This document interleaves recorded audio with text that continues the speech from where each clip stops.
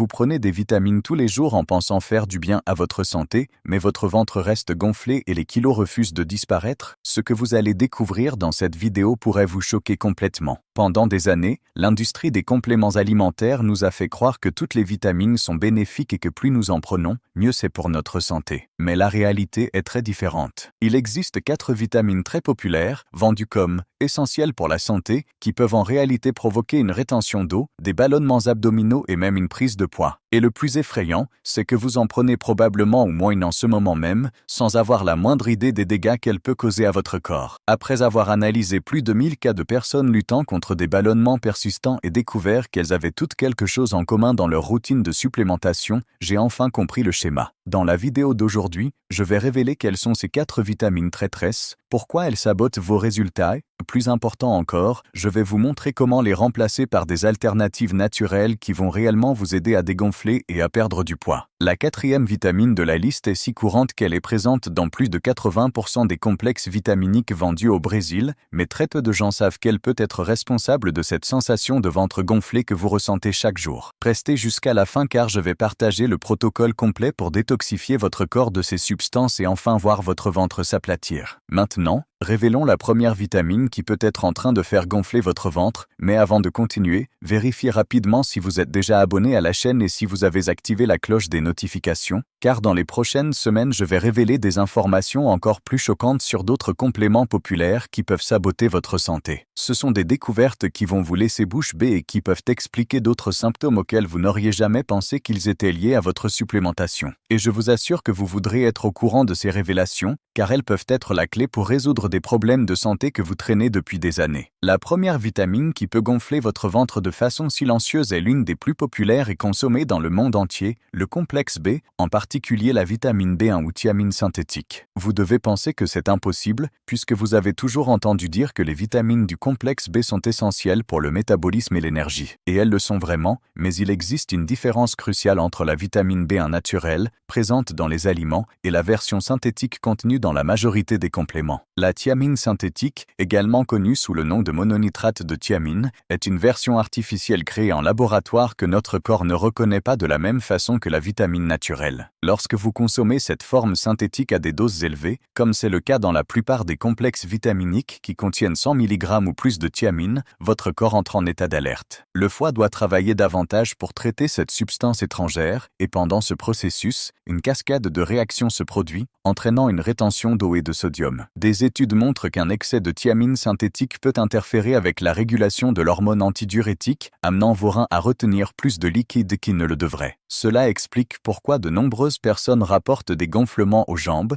au visage et surtout dans la région abdominale après avoir commencé à prendre des complexes vitaminiques. De plus, la thiamine synthétique entre en compétition avec d'autres vitamines du complexe B pour l'absorption, créant des déséquilibres qui peuvent affecter votre métabolisme des glucides. Quand votre corps ne parvient pas à métaboliser correctement les glucides faute de vitamine B naturelle, ceux-ci ont tendance à être stockés sous forme de graisse, en particulier dans la région abdominale. La dose quotidienne recommandée de thiamine pour les adultes n'est que de 1,2 mg par jour, mais la plupart des compléments en contiennent entre 50 et 100 mg, soit jusqu'à 80 fois plus que nécessaire. Cet excès n'apporte pas de bénéfices supplémentaires et peut même être à l'origine des effets indésirables que vous constatez. Pour aggraver la situation, la thiamine synthétique a une demi-vie très courte dans l'organisme, ce qui signifie que ses niveaux montent et descendent rapidement, provoquant des pics d'énergie suivis de chutes brutales qui peuvent augmenter la faim et les envies de sucreries et de glucides raffinés. La solution à ce problème n'est pas d'arrêter de consommer de la vitamine B1, mais de l'obtenir à partir de sources naturelles. Des aliments comme les graines de tournesol, les pistaches, les haricots noirs, les lentilles et l'avoine contiennent de la thiamine bioactive, sous une forme que votre corps reconnaît et utilise correctement. Si vous avez vraiment besoin de supplémenter, recherchez des formes chélatées ou coenzymatiques de thiamine, qui sont mieux absorbées et ne provoquent pas les effets indésirables de la version synthétique. Une excellente alternative est la consommation de levure nutritionnelle, un aliment riche en toutes les vitamines du complexe B sous leur forme naturelle et biodisponible. Une cuillère à soupe de levure nutritionnelle fournit non seulement une quantité adéquate de thiamine, mais tout le complexe B en proportions équilibrées, sans les risques liés aux versions synthétiques. Si vous prenez un complexe B depuis des mois et que vous avez constaté une augmentation des ballonnements abdominaux, essayez de suspendre la supplémentation pendant 2 semaines et observez si vous remarquez une amélioration. Beaucoup de personnes sont surprises de voir leur ventre dégonfler rapidement simplement en éliminant cette source de thiamine synthétique. Pendant cette période, concentrez-vous sur la consommation d'aliments riches en vitamine B naturelle et observez comment votre corps réagit. Rappelez-vous que parfois moins, c'est plus quand il s'agit de supplémentation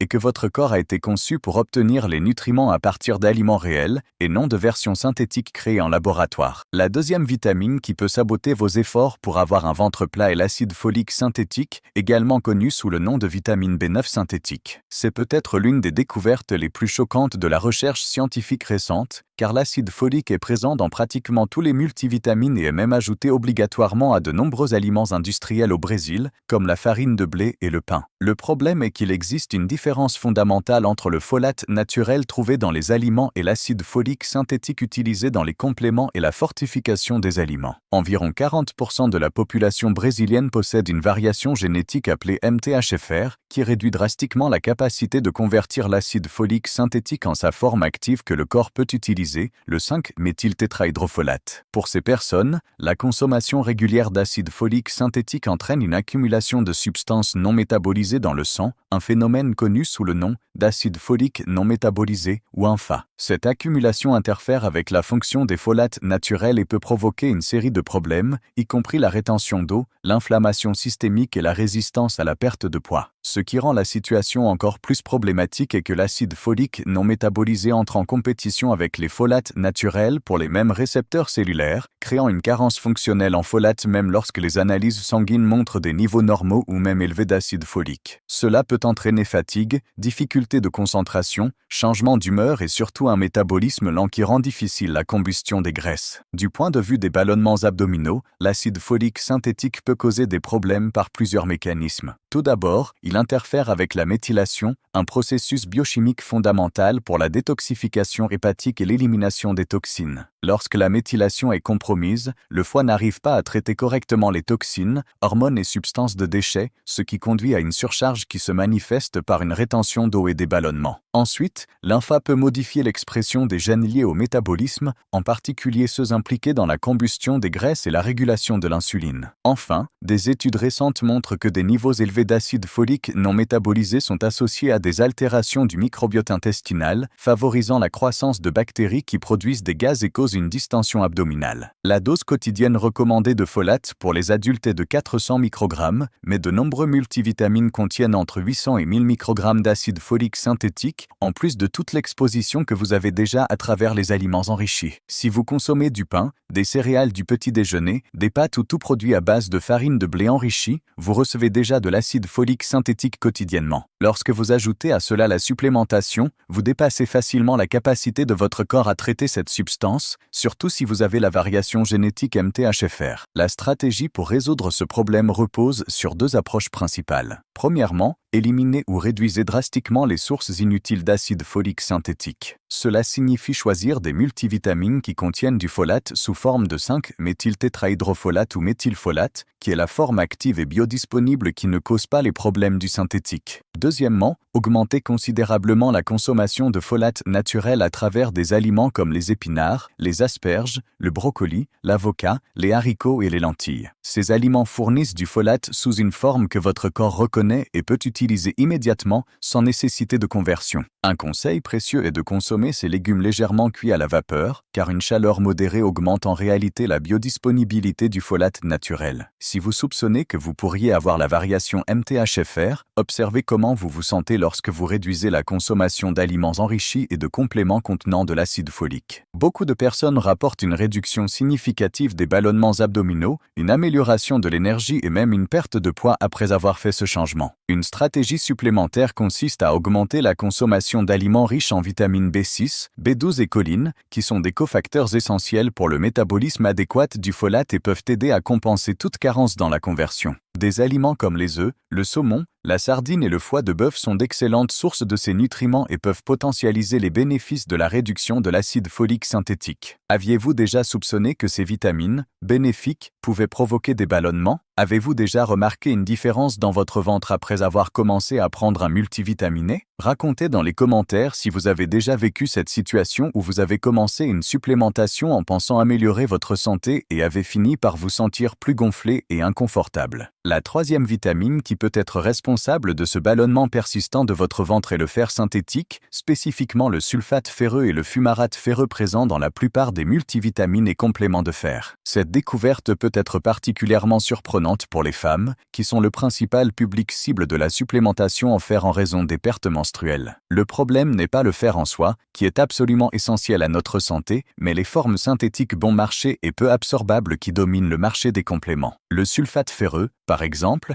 a un taux d'absorption de seulement 10 à 15%, ce qui signifie que 85 à 90% du fer consommé n'est pas absorbé par l'intestin et reste dans le tract digestif, causant une série de problèmes. Lorsque le fer non absorbé reste dans l'intestin, il devient de la nourriture pour les bactéries pathogènes, en particulier celles qui produisent des gaz comme l'hydrogène et le méthane. Cela entraîne une fermentation excessive, une distension abdominale, des flatulences et cette sensation de ventre gonflé qui s'aggrave au fil de la journée. De plus, le fer non absorbé possède des propriétés oxydantes et peut provoquer une inflammation de la muqueuse intestinale, compromettant l'absorption d'autres nutriments et modifiant la perméabilité intestinale. Cette inflammation chronique contribue non seulement au ballonnement, mais peut également conduire au syndrome de l'intestin perméable, une condition associée à la prise de poids et à la difficulté de perdre du poids. Le fer synthétique peut également interférer avec l'absorption d'autres minéraux essentiels comme le zinc, le cuivre et le manganèse, créant des déséquilibres qui affectent le métabolisme. Le zinc, par exemple, est crucial pour la fonction de l'insuline et le métabolisme des glucides. Lorsque son absorption est compromise par la compétition avec le fer synthétique, il peut en résulter une résistance à l'insuline et une tendance accrue à l'accumulation de graisses abdominales. Des études montrent que les personnes qui se supplémentent régulièrement en fer synthétique ont des niveaux sériques de zinc plus bas, même lorsqu'elles consomment des quantités adéquates de ce minéral par l'alimentation. Un autre problème préoccupant est que l'excès de fer, même lorsqu'il n'est pas correctement absorbé, peut stimuler la croissance de bactéries pathogènes dans l'intestin, altérant négativement le microbiote. Un microbiote déséquilibré est directement lié à l'augmentation de la perméabilité intestinale, à l'inflammation systémique et à la difficulté de maintenir un poids sain. De nombreuses femmes rapportent avoir commencé à avoir des problèmes digestifs et à prendre du poids après avoir commencé une supplémentation en fer, sans faire le lien entre ces symptômes et le complément.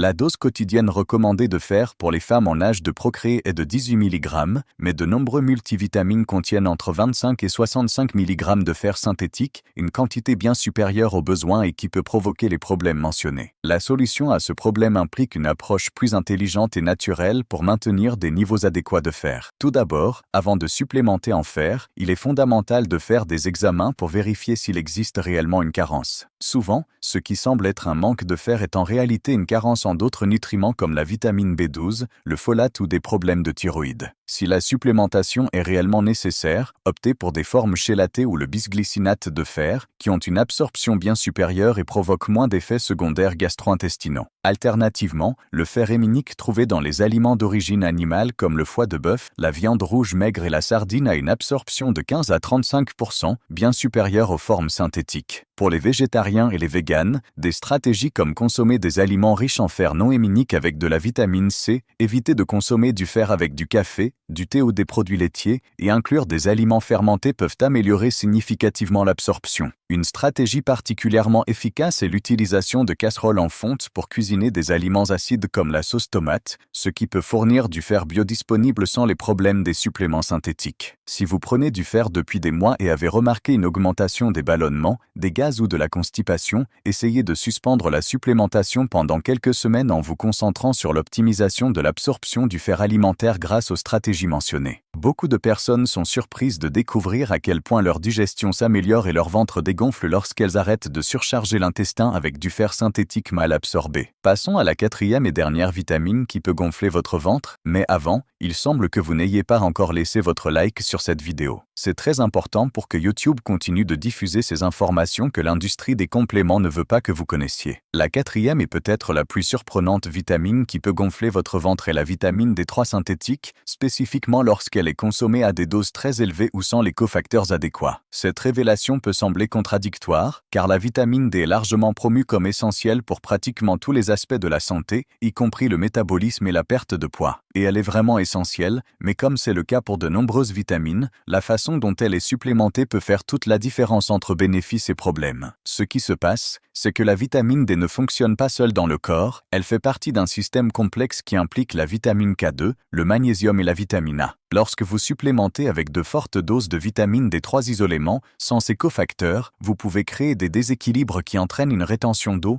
une inflammation et même une prise de poids. La vitamine D est en réalité une hormone qui influence l'expression de plus de 3000 gènes, y compris ceux liés au métabolisme du calcium, à la régulation de l'insuline et à la fonction immunitaire. Lorsqu'elle est consommée en excès sans les nutriments de soutien, elle peut provoquer une hypercalcémie subclinique, une condition où il y a trop de calcium circulant dans le sang, mais ce calcium n'est pas correctement dirigé vers les os en raison du manque de vitamine K2. L'excès de calcium circulant peut causer plusieurs problèmes qui contribuent au ballonnement et à la prise de poids. Tout d'abord, des niveaux élevés de calcium peuvent interférer avec l'absorption du magnésium, un minéral crucial pour plus de 300 réactions enzymatiques, y compris celles impliquées dans le métabolisme énergétique. La carence en magnésium est directement liée à la résistance à l'insuline, à la rétention d'eau et aux crampes musculaires. Ensuite, lorsqu'il y a un déséquilibre entre la vitamine D et la K2, le calcium peut se déposer dans les tissus mous, y compris les vaisseaux sanguins et les reins, compromettant la circulation et la fonction rénale. Cela peut entraîner une rétention de sodium et d'eau, provoquant des gonflements généralisés et une augmentation de la tension artérielle. Enfin, des doses très élevées de vitamine D peuvent supprimer la production de parathormone, une hormone qui régule le métabolisme du calcium et du phosphore. Lorsque cet équilibre est perturbé, il peut y avoir une rétention de phosphore qui entre en compétition avec le magnésium et peut provoquer une inflammation et des gonflements. Beaucoup de personnes prennent des doses de 4000, 5000 ou même 10 000 huiles de vitamine D3 par jour, sans jamais surveiller leur niveau sanguin ou considérer la nécessité des cofacteurs. La dose sûre et efficace de vitamine D varie énormément d'un individu à l'autre, selon des facteurs comme le poids corporel, la couleur de peau, l'exposition au soleil, la latitude où l'on vit et le statut en cofacteur. Pour la plupart des personnes, des doses entre 1000 et 2000 huiles par jour suffisent pour maintenir des niveaux adéquats, surtout lorsqu'elles sont combinées à une exposition solaire modérée. La stratégie pour optimiser les bénéfices de la vitamine D sans provoquer d'effets indésirables implique une approche plus équilibrée et intelligente. Tout d'abord, faites toujours des analyses de 25-hydroxyvitamine D avant de commencer une supplémentation et contrôlez vos niveaux tous les 3 à 6 mois afin d'ajuster la dose. Le niveau idéal se situe entre 30 et 50 ng/ml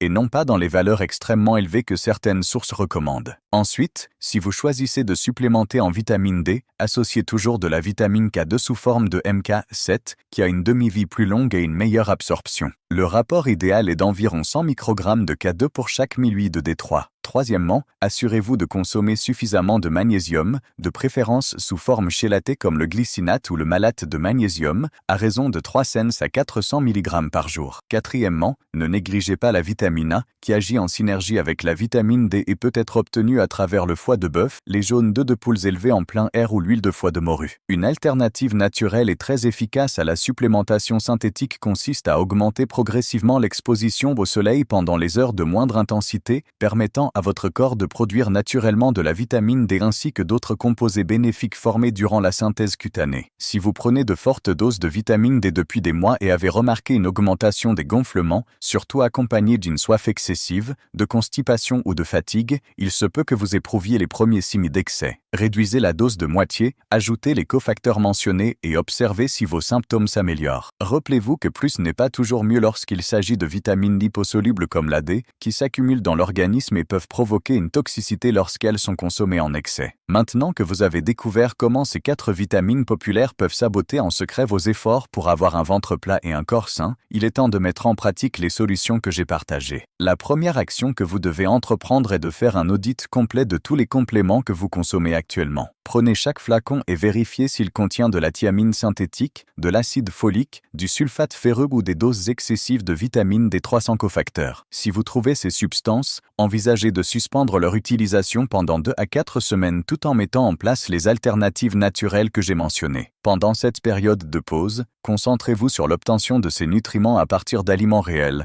graines et céréales complètes pour les vitamines B, légumes à feuilles vert foncé pour le folate, viande biologique et poissons pour le fer héminique, et exposition modérée au soleil combinée à des aliments riches en vitamine K2 pour la vitamine D. La deuxième stratégie cruciale consiste à optimiser votre digestion et votre microbiote intestinal, qui ont pu être compromis par l'utilisation prolongée de ces vitamines synthétiques. Intégrez des aliments fermentés comme le kéfir, la choucroute et le kombucha dans votre routine quotidienne pour repeupler votre intestin avec des bactéries bénéfiques. Ajoutez des enzymes digestives naturelles par le biais d'aliments comme la papaye, l'ananas et les graines germées. Consommez des fibres prébiotiques provenant de sources comme l'artichaut, l'ail, l'oignon et la banane verte pour nourrir les bonnes bactéries. Et n'oubliez pas de rester bien hydraté avec de l'eau pure, car la déshydratation peut aggraver la rétention d'eau et les gonflements. La troisième recommandation consiste à mettre en place un protocole de détoxification douce pour aider votre foie à éliminer tout excès de vitamines synthétiques non métabolisées. Cela peut se faire grâce à une consommation régulière d'aliments détoxifiants comme le brocoli, le chou-fleur, le chou et autres crucifères, qui contiennent des composés soutenant les enzymes de détoxification hépatique. Des herbes comme le pissenlit, le chardon-marie et l'artichaut peuvent également être consommés sous forme de tisane pour soutenir la fonction hépatique. Durant cette période,